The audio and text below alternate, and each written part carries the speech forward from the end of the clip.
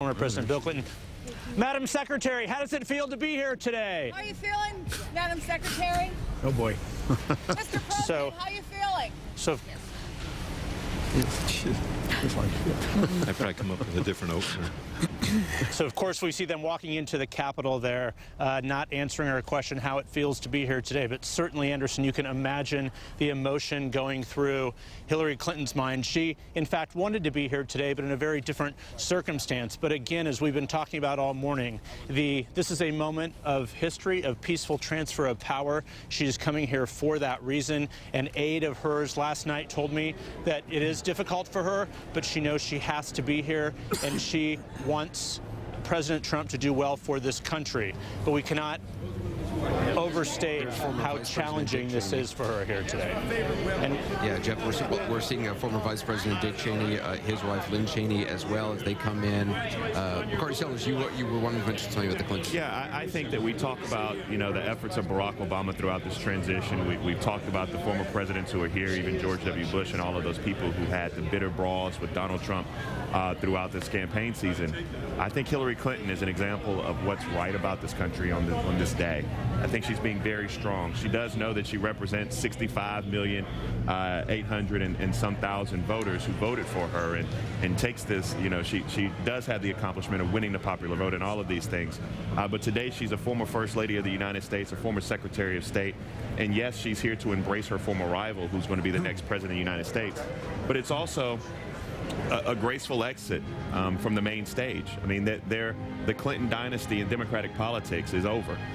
The Democratic Party is no longer the party of those individuals who may be the generation of Chuck Schumer, Elizabeth Warren, Hillary Clinton, Joe Biden. Instead, the Democratic Party is the party of Eric Garcetti, is the party of Mitch Landrieu, is the party of Kamala Harris and these young up-and-coming leaders. And so I think that today is an amazing show of strength and leadership from Hillary Clinton, but it's also the graceful end of a dynasty and a legacy. Even more importantly, I think that where she began with her activism, with the Children's Defense Fund, you'll kind of see that go full circle. And as she walks out of the arena of politics, she walks back into the world of activism.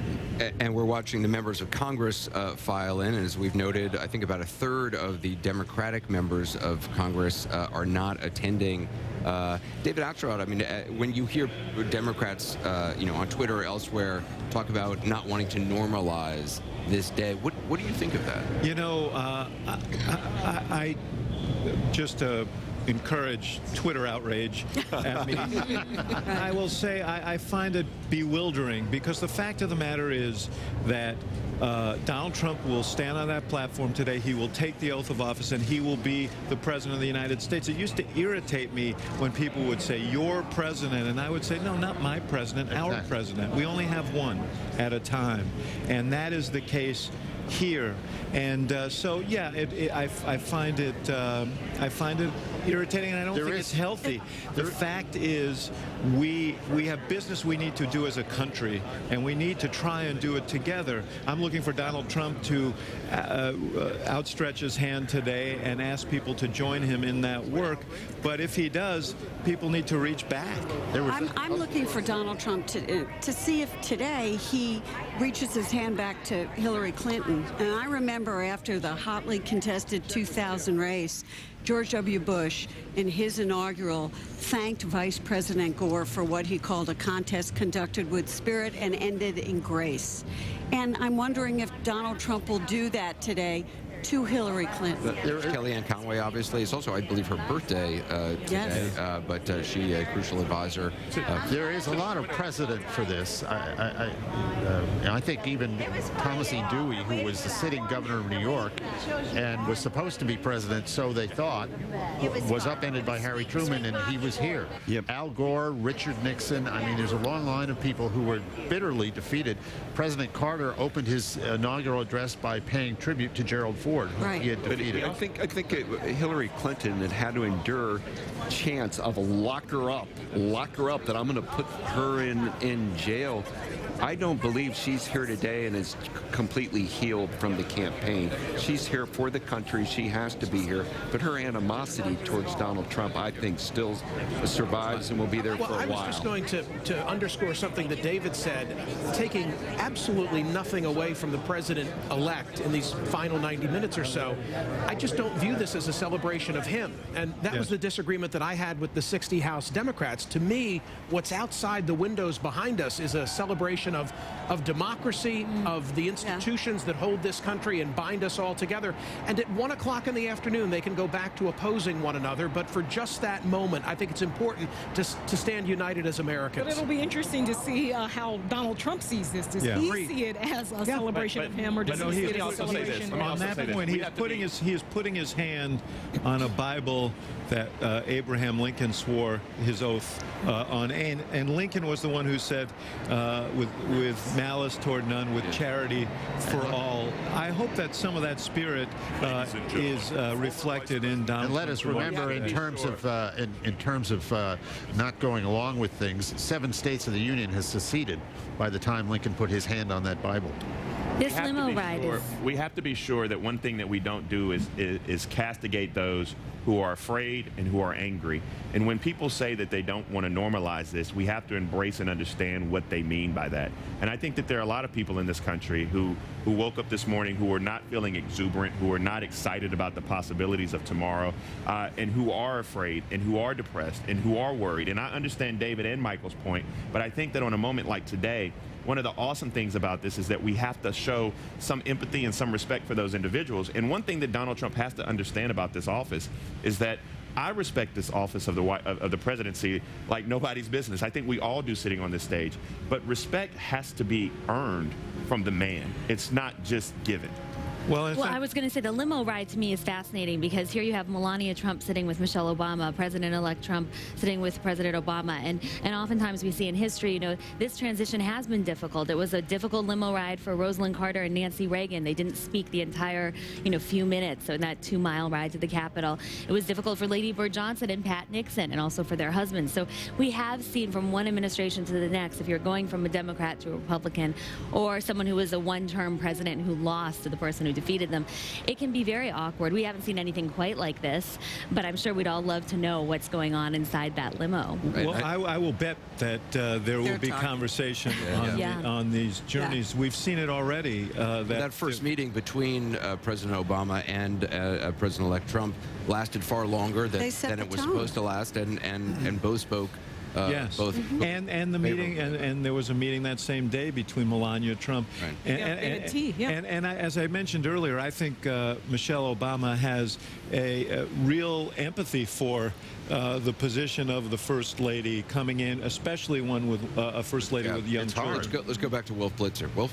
They're getting ready, Anderson, to leave the White House pretty soon. We'll see them walk out that door, the north portico of the White House, get into the limousine, drive together up to Capitol Hill for this historic inauguration. What's going on inside would be great to hear about it. Unfortunately, it's a private session, Jake, so we're not going to be able to listen in. That's right. We just saw Nikki Haley, South Carolina governor, now United Nations ambassador, U.S. ambassador to the United Nations, walking in. We're seeing a lot of dignitaries. We saw the Cheneys. A lot of the Republicans who got on board the Trump train, Newt Gingrich, Speaker Boehner, Bob Dole, seem to be more enthusiastically walking through the Capitol, perhaps. We saw Dick Cheney and Lynn Cheney sitting behind us. Yeah, that's the north portico at the White House. They'll be walking out momentarily, John. When they walk out, the body language will be significant, but it does appear to me they have a pretty good relationship. It appears they have. Jake called it water under the bridge. There's a lot of water under that bridge. It appears that they have, whether it is how genuine it is, but they've decided, at least in public, but in the private conversations, everyone says there have been productive conversations between the president-elect and the president. The panel before was talking about this ride. It's a very short trip. Donald Trump is new to Washington. It'll be interesting to see. They're on Pennsylvania Avenue. Worth noting, I don't think they go past it this way, but Donald Trump's hotel is a few blocks from the White House.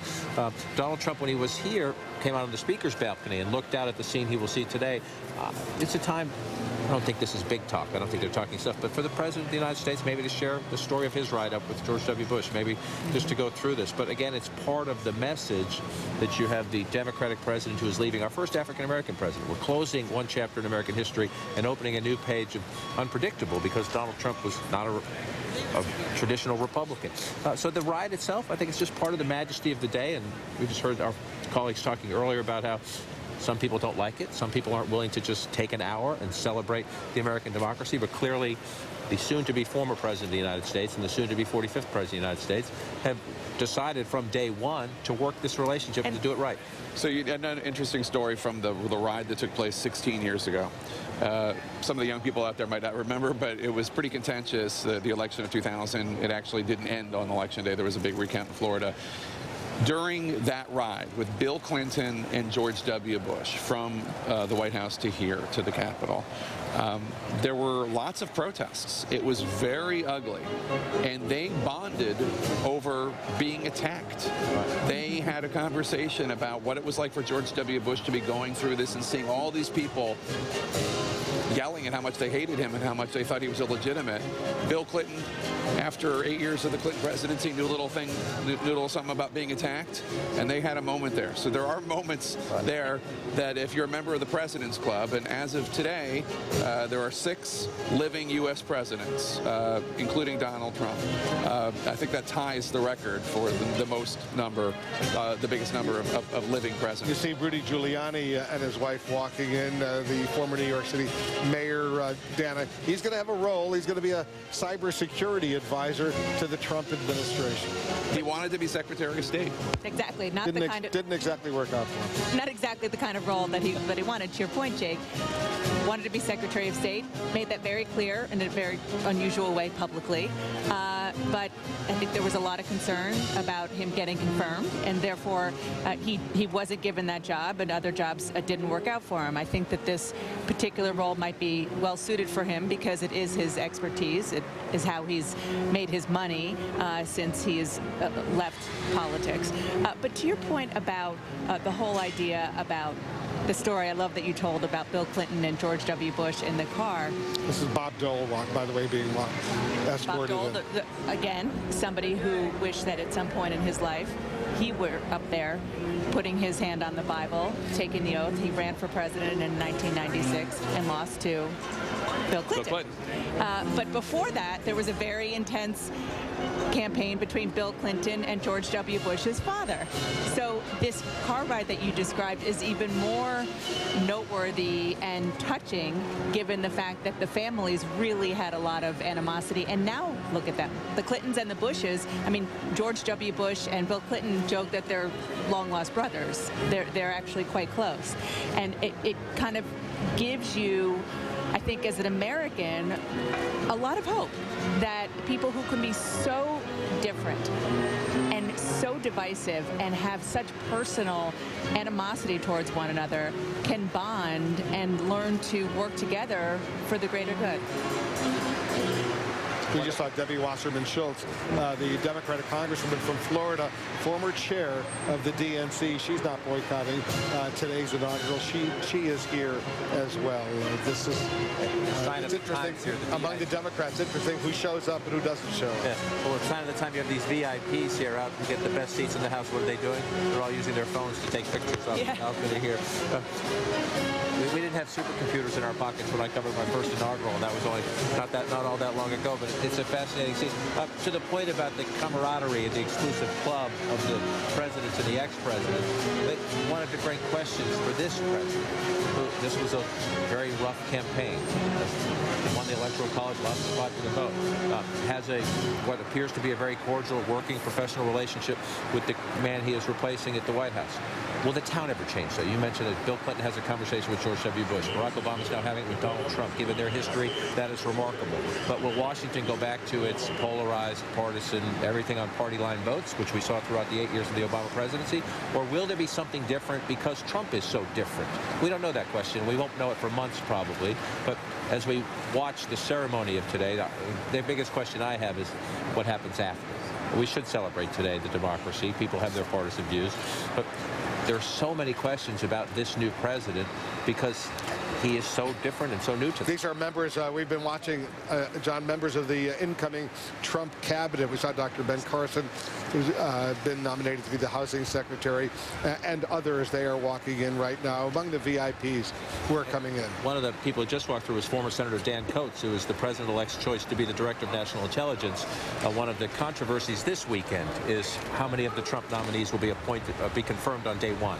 It looks like the defense secretary will be the General Mattis. It looks like General Kelly, the Homeland Security Secretary. But there's still a fight back and forth, and some Democrats have asked the president-elect to keep on John Brennan, the current CIA director, until the new CIA director is appointed. Continuity of government to deal with terrorist threats and the like. Well, John Brennan, the current CIA director, has been harshly critical of Donald Trump on the way out. So I would view that one as most unlikely. It looks like Congressman Mike Pompeo, the CIA director designate, will be confirmed on Monday. They're holding him from today, but John Kelly will be the Secretary of Homeland Security. He'll be confirmed later today, and General Mattis will be confirmed as the Defense Secretary. And we're looking at, it looks like Mitch McConnell, the Senate Majority Leader, Republican of Kentucky, whose wife, Elaine Chao, is President-elect Trump's nominee to be Secretary of Transportation, and served in the Bush administration as Labor Secretary. The Trump transition team making the case that there's no reason why Elaine Chao, who in their view is a relatively non-controversial, non-lightning rod nominee for the cabinet, why you see the Trump children there too. Why she shouldn't be confirmed on day one. But as John said, the two least controversial, Jim Mattis, former Marine General, who will be the head of the Pentagon, Secretary of Defense, and John Kelly, another Marine General, who will be Secretary of the House Speaker. I think they're going to convene at 4 o'clock later today to confirm them. There's Paul Ryan and Kevin McCarthy. It's the Senate and House Republican leadership coming in right there all together. And Paul Ryan is a great example of how the Republican Party here in Washington, the Republican establishment, was not thrilled with the idea of Donald Trump being president of the United States. He never went to a Trump rally until after he was elected, and was quite stunned at the fact that he went to a rally in the state of Wisconsin, where he knows a lot of Republicans, and said he didn't really recognize a lot of them because they were mostly former Democrats, or at least new voters, and it was really giving him a sense of how things have changed with Donald Trump as president. But Paul Ryan's certainly excited about having a Republican president because he's a policy wonk, and he thinks he can get a lot of things that have been on the back burner done. Senator Bernie Sanders, who came close to the Democratic nomination but did not get it. Senator John McCain, another former presidential nominee, who almost got there but did not quite make it onto the dais here. Yeah, you see the senators, they are here. The congressmen, the representatives, they are here. Members of the incoming cabinet, a lot of the VIPs, the military personnel. On the left part of the screen, let's not forget, we're waiting through those doors.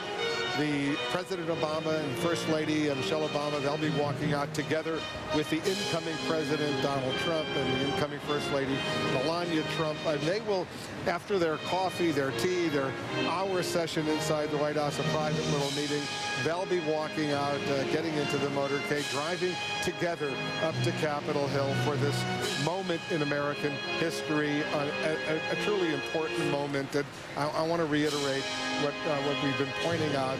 This is something that we're watching closely, but the whole world will be watching as well, because the signal will be significant. The Trump children making the walk down from the crypt down. We'll probably see them soon coming out here to the platform, that walk that their father will do not too long from now.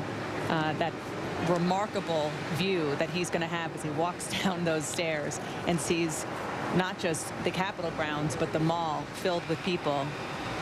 On the left side of your screen, you see the White House. As seen at the White House, we're waiting for President Obama and President-elect Donald Trump to emerge from their meeting, as well as the First Ladies, Obama and Trump, to emerge from their meetings. Here are members of the Supreme Court attending the inaugural ceremony. I saw The Samuel Chief Alito, Justice will swear in Donald Trump to be the president, and Clarence Thomas will swear in the Vice President, Mike Pence.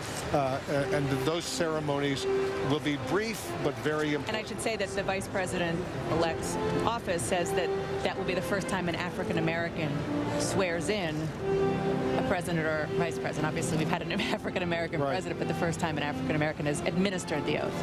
And yet another reminder that today is about transfer of power and a ceremonial day. We'll have a Supreme Court nomination fight on our hands quickly in the new year as well. The Democrats still have hard feelings that the Republican Senate refused to consider President Obama's pick for that vacancy. So one of the new president's first big acts will be picking a conservative for the Supreme Court to replace Antonin Scalia. And one of the ways that Donald Trump got the nomination was by basically agreeing to a list of conservative jurists, conservative judges, whom, because there were conservatives, of course, who were skeptical of President-elect Trump, who had been a Democrat and given money to Democratic candidates in the past, including Hillary Clinton. And he said that the list looked good and his nominee would come from that list. Just the other day, he said he thinks he knows who the nominee will be. He thinks he knows who he's going to pick and nominate to the Supreme Court.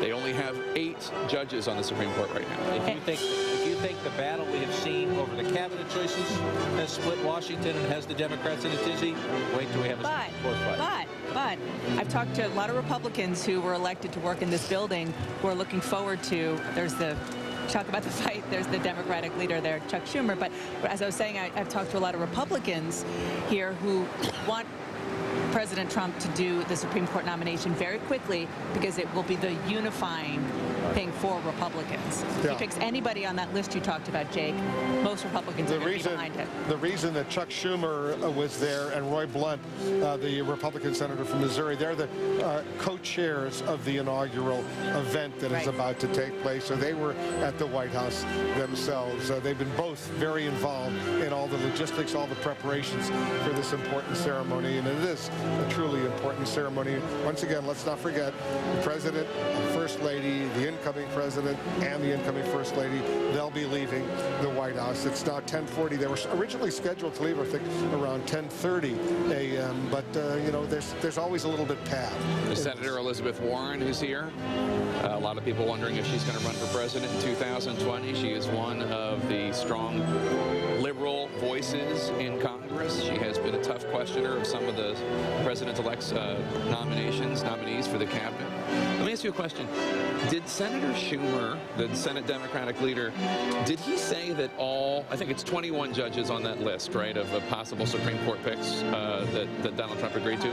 Did he say every single one of them was out of the mainstream? Did he say that? Yeah, he doesn't believe any one of them is in the mainstream. Now, out of the mainstream and what they're going to do about it is a very different question. He also said that he is not wedded to the idea of letting a vote happen. Now, they're pretty limited in the raw numbers, but they do still have the power of a filibuster for a Supreme Court. For the Supreme Court. And that means they need 60. Right. Republicans have 52. I digress. I apologize. You know what? I want to go to Jim Acosta, our senior White House correspondent. He's getting some new information. You're hearing, Jim, what they might be talking about when they drive over from the White House up to Capitol Hill? Well, Wolf, you know, it has been very cordial between President Obama and soon-to-be President Trump. When we saw them arrive at the White House earlier this morning, the President of the United States was all smiles as Donald Trump walked up the steps into the White House. They are going to be taking this ride into history shortly. I'm told by one official that this is not a new beast. There have been a lot of questions. Are they riding in a new beast today, the presidential limousine? No, that's not the case. And I'm also told that despite the fact that Donald Trump once questioned the legitimacy of Barack Obama, the relations between these two leaders over the course of this transition have been remarkably positive. I'm told by officials in both camps that these two leaders have been speaking to each other during this transition more than we know, having more conversations over the phone than the public knows about. Obama aides do caution, though, that you know, the president is not gushing with praise for Donald Trump. He wanted to do everything possible to ensure a smooth transition of power, and he is very, very concerned, Wolf, let's make no mistake, about the road ahead for the country. But at the same time, these two men have gotten along very, very well. during this transition process. It says a lot about what's coming up next for this country. And we should point out, though, Wolf, just a few moments ago, earlier this morning, the White House put out one of its last tweets under President Obama. It is quite striking what this image shows. It shows President Obama and Congressman John Lewis holding hands in Selma during that historic visit that the president took to Alabama to celebrate the civil rights achievements carried out by John Lewis and others. And it's notable, Wolf, that this tweet was issued by the White House the very day that Barack Obama's handing over the Oval Office to Donald Trump, just days after Donald Trump got into that very nasty back and forth with the congressman referring to Donald Trump as not legitimate, and Donald Trump saying that John Lewis was all talk and no action. So a show of support there from the President of the United States. He's not boycotting this inauguration, Wolf, but he does appear to be showing some support for the congressman and the other members of Congress on the Democratic side who were sitting this out. One final thing, Wolf, that I want to point out, that letter that President Obama left in the Oval Office for Donald Trump, aides to President Obama are not saying what is in that letter. That is the custom over here. That was also the case when George W. Bush left the White House and left a letter for President Obama. That is to ensure that these two leaders do have private conversations from time to time. After all, presidents should be able to do that over the course of history. Wolf. Jim Acosta, our senior White House correspondent. Jim, thank you very much. Jake, they're running about 15 minutes behind the schedule, but once again, there is some padding, and it won't take very long for them to get in that motorcade and drive up Pennsylvania Avenue. Maybe 5 minutes, 10 minutes tops. I'm pretty sure they're not going to run into traffic. There will be no traffic. They won't run into traffic. We were driving around early this morning trying to get here. Security pretty intense throughout the nation's capital. Yeah, every 4 years it gets more intense than it was the year before. The Secret Service taking it very seriously. But that's Jimmy Carter former President Jimmy Carter walking in among all the presidents who will be here. Rosalind and Jimmy Carter, they are here. The only living president who isn't here is President George H.W. Bush and Barbara Bush. Unfortunately, both of them have been sick. They've been in the hospital. We're wishing a speedy recovery for them. There's Jimmy Carter and Rosalind Carter. And they just announced the Supreme Court justices, as you see them coming onto the platform. And here's the Chief Justice of the United States, John Roberts. And he will have the important responsibility of swearing in the 45th President of the United States. We all remember it didn't go so well. We all remember 8 years ago when he did it with President Obama, and he had to come back. There's Stephen Breyer and Ruth Bader Ginsburg and Samuel Alito. We all remember 8 years ago when he did it and he stumbled a little bit. Sonia Sotomayor, and went to the White House. There's Clarence Thomas, who will be swearing in Vice President-elect Mike Pence. Anthony Kennedy, the swing vote on the court. Eight justices, but as we pointed out, the president-elect says he will be nominating someone very, very soon. Maybe, John, within even the coming days. He promises to get off to a quick start. His advisor, Kellyanne Conway, who we saw earlier in her festive red, white, and blue jacket on her 50th birthday, happens to be the inauguration of the new boss, says he will issue some executive orders this afternoon. They say they want to get off to a quick start, and in the next week or two, we do expect Donald Trump to send up his name for the Supreme Court pick. So that's part of the official work as we see all the VIPs in tonight. Fascinating today, though, is all of us have covered the White House, and as we wait for the President of the United States and the President-elect to come out of the White House, to me, one of the most fascinating questions for Donald Trump, a man of considerable wealth. New Yorkers think New York is the capital of the world. I say that with no disrespect. But as he comes to Washington, just the president, when the Marine is outside the West Wing, that means the president